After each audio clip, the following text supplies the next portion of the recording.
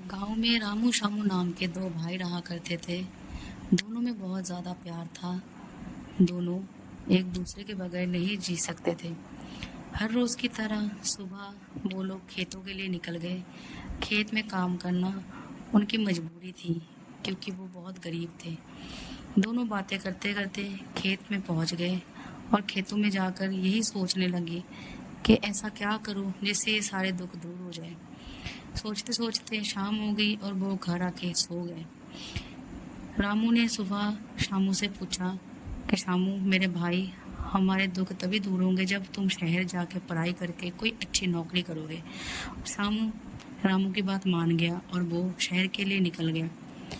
निकलते निकलते उसने यही सोचा कि बस अब मैं अपने भाई का जो भी सपना है उसको पूरा करूं। सोचते सोचते वो शहर पहुंच गया। शहर पहुंच के उसने एक कमरा लिया। वहाँ पे वो बैठ के दिन रात पढ़ता रहा और यही सोचता रहा कि बस मैं मेहनत करके एक अच्छी नौकरी करूँगा और मेरे भाई को वो सारी खुशियाँ दूंगा। दिन रात मेहनत करते करते और उसकी मेहनत रंग लाई और वो एक अच्छी कंपनी में नौकरी करने लगा। और वहाँ रामू यही सोचता रहा कि मेरा भाई अभी तक क्यों नहीं आया, इतने साल हो गए। इसी सोच में वो शहर के लिए रवाना हो गया और यही सोचता रहा कि बस अपने भाई से मिलूंगा तो बस खुश हो जाऊंगा। वो शहर के लिए रवाना हुआ और शहर पहुंचते ही भाई का ठिकाना ढूंढने लगा। किसी से पता करने के बाद उसको भाई के कंपनी का पता चला जहाँ पे वो काम करता था। वो कंपनी पहुंचा और देखा कि वो सूट बूट पहने सभी लोग उस पे हंस रहे थे।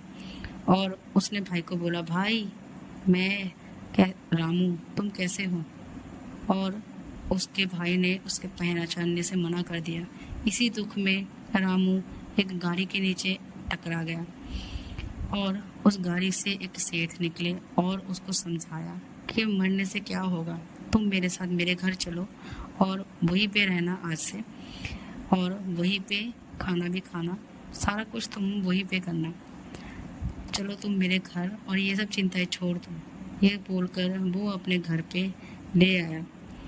घर पे आके रामू ने उनका महल देखा और सोचा, इतना बड़ा महल और मैं यहाँ पे एक छोटा सा आदमी। यही सोचता रहा और वो सेठ उसको घर के अंदर लेके गया। रामू उस सेठ की हर बात मानने लगा। वो जैसा कहता वो करता रहा। वो जैसे दिन होता था तो वो काम करता था, रात को वो अपने सेठ की सेवा करता था, कभी कभी उनके साथ बातें किया करता था। रात को जब उसका सेठ लेटता था तो उसके पैर के पास बैठ के वो बातें किया करता था ढेर सारी। दिन में वो काम करता था और रात में ऐसे ही फिर सेवा करता था। सारा कुछ वो करने के बाद वो जब थक हार जाता था तो अपने शेर से बात करके अपना दिल खुश कर लेता था। एक दिन अचानक से उसका सेठ बहुत ज़्यादा बीमार पड़ गया और बेहोश हो गया। रामू ने उनको उठाने की कोशिश की और उसको बेड पे लेटा दिया।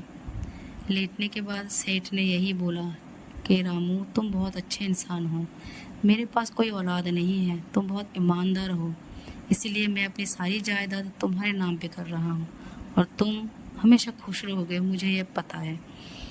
आज से ये सारी संपत्ति तुम्हारी। यही बोलकर उसका सेठ मर गया और रामू अगले दिन अपने सेठ की कंपनी में चला गया। जाके देखा कि शामू वहीं पे काम करता है।